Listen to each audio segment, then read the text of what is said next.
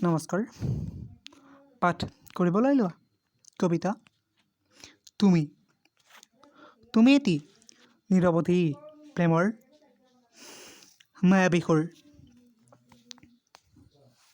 মোৰ হৃদয়ৰ নিজান কোণটি তোমাৰ উপস্থিতিত হৈ পৰে ব্যাকুল। জানো তুমি নাই, তথাপি মোৰ হৃদয়ৰ অন্তহীন শূন্যতাই বিচাৰি ফুৰে তোমাৰ আকুলতা। সৌ আকাশৰ নীলাখিনি তোমাৰ এই নামত নীলান জনাও। ভালপোৱাৰ ঠিকনাটি হেৰুৱাৰ পৰা মইতো নাজানো তোমাৰ কথা। তুমিতো জানাই মই সৌ অশান্ত নদীৰ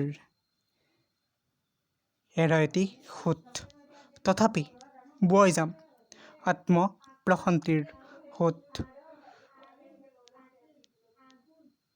মোৰ বুকুত থাকে তেওঁৰ বাবে অবিচল আত্মীয়তা বোধ।